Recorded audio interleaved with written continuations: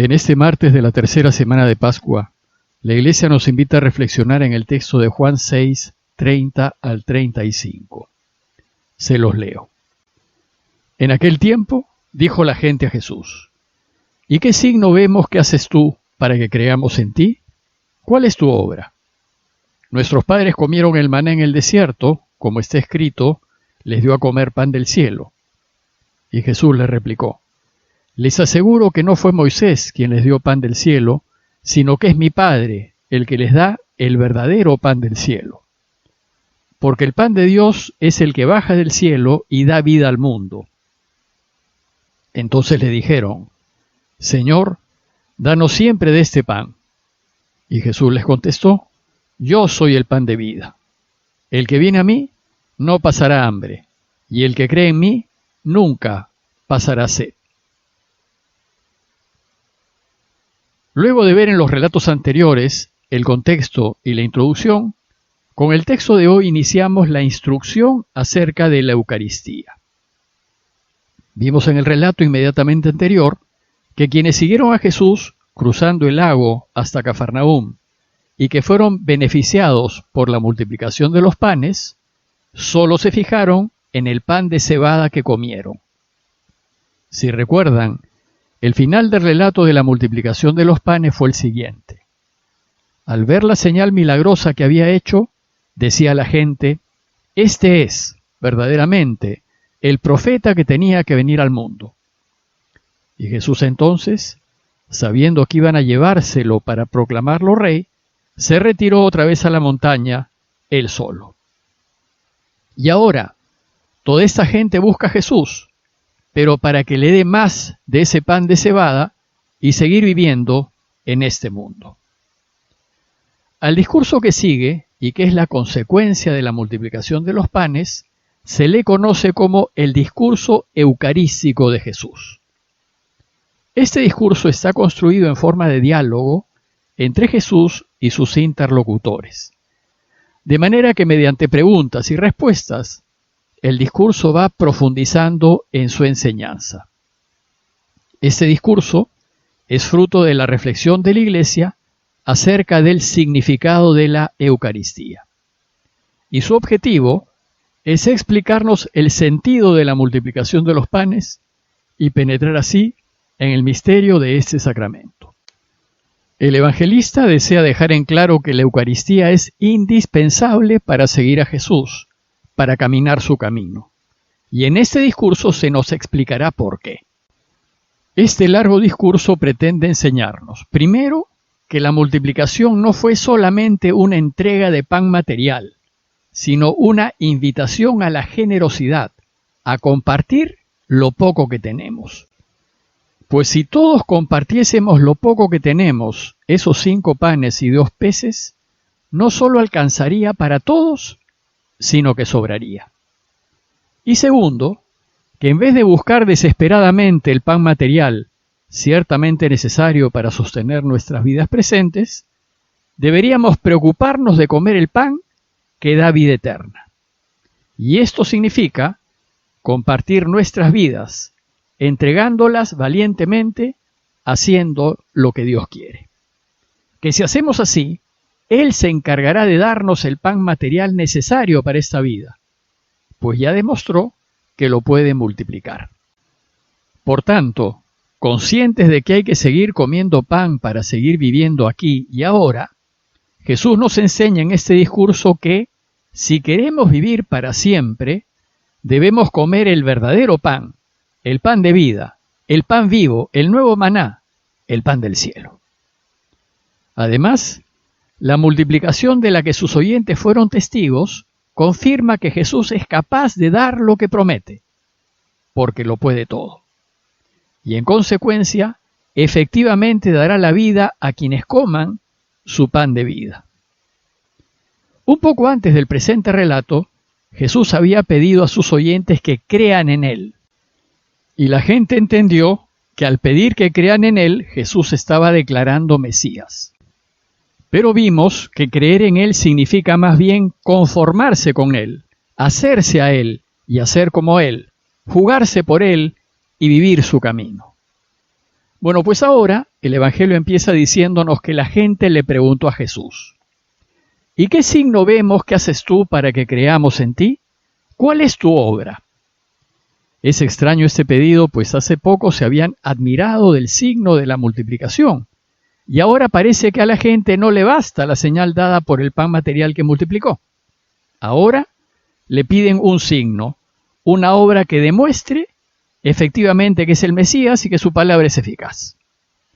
La memoria es fugaz y muy rápidamente nos olvidamos de lo que Dios hace constantemente por nosotros y le exigimos más signos, más pruebas de que nos quiere. Y entonces le argumentan diciendo: nuestros padres comieron el maná en el desierto. Aquí los judíos van a comparar a Jesús con Moisés, el gran profeta, el elegido de Dios, remitiéndose a los inicios de Israel, a nuestros padres, cuando Dios caminaba con ellos y los acompañaba en el desierto. Y cierto, Moisés dio grandes señales, les dio el maná, y la gente creyó en él, y lo siguieron. Y le van a replicar: si eso hizo Moisés, ¿tú qué haces? Jesús tendrá que dar una señal como la de Moisés, que es quien dio la ley, y una señal que venga del cielo, pues para ellos no fue suficiente que haya multiplicado el pan material. Le exigen por tanto signos espectaculares, propios del Mesías, que lo pongan incluso por encima de Moisés, a fin de poder seguirlo a él y no a Moisés. Y para creer en él, la señal deberá ser extraordinaria, como lo fue el regalo del maná. ¿Y por qué?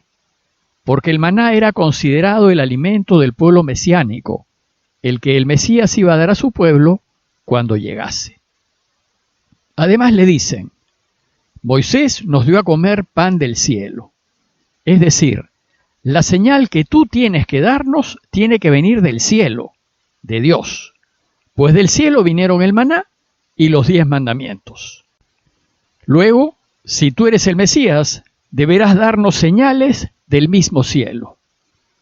Después veremos que Jesús no les dará maná, les dará su propio cuerpo y sangre, y dirá que ese es el verdadero maná, y el que coma de él vivirá para siempre. El maná es imagen de la Eucaristía, es figura del alimento verdadero. Entonces Jesús corrige el mal entendimiento de la gente y les dice: les aseguro que no fue Moisés quien les dio el pan del cielo.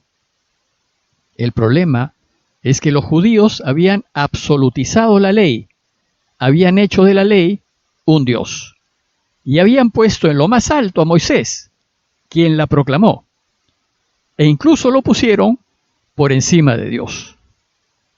Bueno, pues esto mismo hacemos nosotros cuando hacemos de las criaturas, de personas, de bienes, de honores, de poder, y los convertimos en fines o dioses, y los ponemos por encima de Dios. Y cuando hacemos así, y ponemos a un ser creado en el lugar de Dios, trastocamos el plan de Dios. La vida se altera y toda ella pierde su sentido.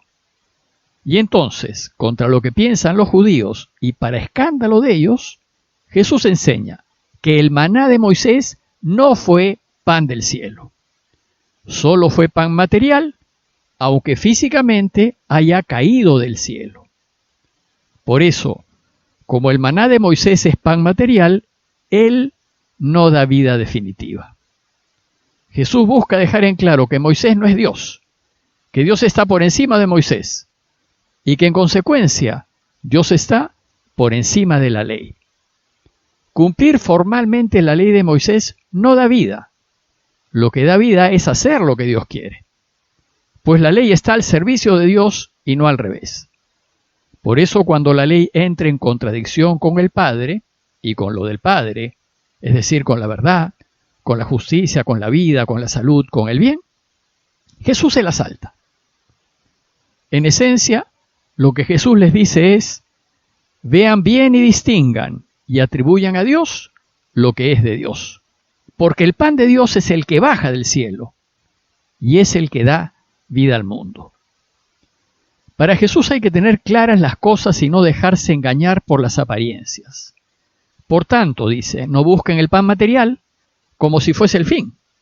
Busquen a Dios, busquen el verdadero pan, busquen el pan que los hará vivir para siempre. Y solo Dios da el verdadero pan del cielo. Cuando lo busquen primero a Él después les dará el pan material que necesitan.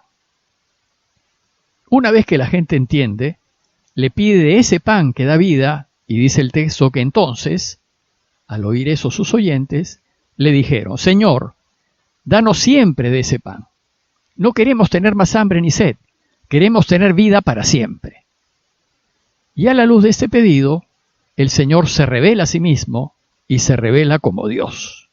Y les contesta, yo soy el pan de vida, y por tanto, el que venga a mí no tendrá hambre, y el que cree en mí nunca tendrá sed.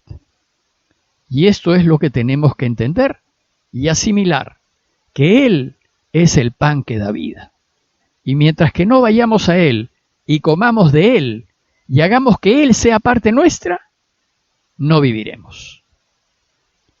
En conclusión, los invito a preguntarnos, primero, ¿qué personas, padre, pareja, hijos, amigos o cosas, como bienes, trabajos, logros, hemos absolutizado en nuestras vidas y hemos puesto por encima de Dios, haciendo de ellas dioses? ¿Y estamos dispuestos a jugárnoslo todo por esos dioses materiales? Y segundo, preguntarnos, ¿qué me interesa más? ¿El presente, que es corto, fugaz y pasajero, o la vida por venir, que es eterna y durará para siempre? Y en consecuencia, ¿hacia dónde debería dirigir yo mis esfuerzos y mis preocupaciones? Pidámosle a Dios su ayuda para descubrir y desear ese pan del cielo, de manera que toda mi vida se vea llena de Él. Y además, como dice el Padre Nuestro, pidámosle que nos dé también a todos el pan de cada día, tan necesario para vivir bien en esta vida presente. Parroquia de Fátima, Miraflores, Lima.